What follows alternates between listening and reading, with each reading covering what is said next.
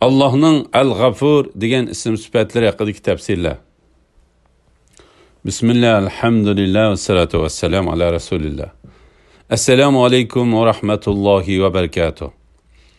Tüvendi diktanlağa Ustaz Abduveli Qari Rahimahullah'ın Kur'an ve sünnet nuru aslida Allah subhanahu ve Taala'nın güzel isim sifatlarining qisqa tafsiri dersliklerden Allah'ның Al-Gafur degan ism sifatlari haqidagi tafsirlarni o'qiymiz inshaalloh. Ba'd a'udhu billahi mineşşeytanirracim. Allah'ның Al-Gafur degan ism sifatlari haqidagi tafsirlar. Allah'ның bu ism sifatlari Qur'onda 91 yerda tilga ilingan. Sura Hicr 49. ayetida tercümesi: Ey Muhammed sallallahu aleyhi ve sellem, mening mu'min bandalarimga xabar qilginki, men eng mag'firat qilguvchiman, eng rahim qilguvchiman. Al-Gafur bo'lsa Al-G'affar sifatidan bakrak mubolag'a ma'nosini bildirdi. Al-G'affar bandalarning gunohlarini orqama-orqa tekrar kechiradigan bo'lsa, Al-Gafur bandalarning gunohlarini orqama-orqa tekrar kechirgandan boshqa komil va umumiy kechiradigan zot deganlik bo'ladi. Uning gunohlarni mag'firat qilish ma'nosiga tamomiylik va umumiylik mag'firat qilish qo'shilib ma'ni berdi. Bu sifatdan oladigan xulosa bo'lsa, Al-G'affar sifatida so'zlaganimizdek, bandalar özlerinin içindeki zayıf bo'lgan kishilarning biror xatolik sodir qilganda uni afu qilish kerak. Qur'on va hadislarda Allohning bu ism sifatlariga aloqador tuvandagi mazmunlar tilga ilingan. Sura Najm 32. oyatida tercümesi: Ular cho'ng gunohlardan va qabih ishlardan yiroq bo'ladi. Kichik gunohlar buningdan mustasno. Hakikaten Rabbingning mag'firati kengdir.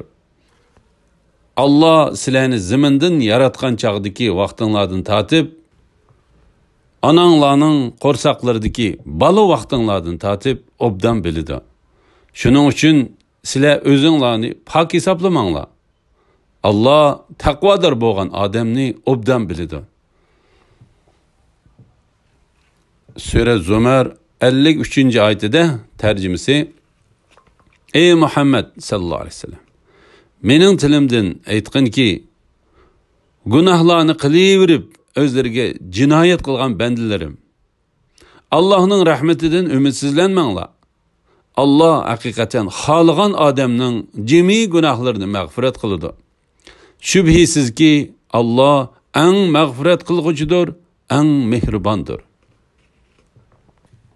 Sura Toha 82. oyatida tercümesi: Tavba qilgan, iymon etgan, yaxshi amallarni qilgan, ondan to'g'ri yo'lda mangan odamni men albatta nihoyat mag'firat qilguvchiman.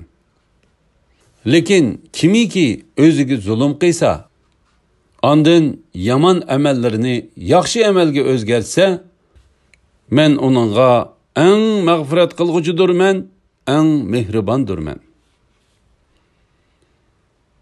Sura Munafiqun 6. oyatida tercümesi: Ularga mayli mag'firat talab qilgin, mayli mag'firat talab qilmagan, baribir o'xshash. Allah ularga hargiz mag'firat qilmaydi. Shubhisizki fosiq qavmni Allah hidoyat qilmaydi. Sura Nisa 48. oyatida tercümesi: Allah haqiqatan Allohga shirik keltirish gunohini mag'firat qilmaydi. Xohlagan odamning uningdan boshqa gunohini mag'firat qiladi.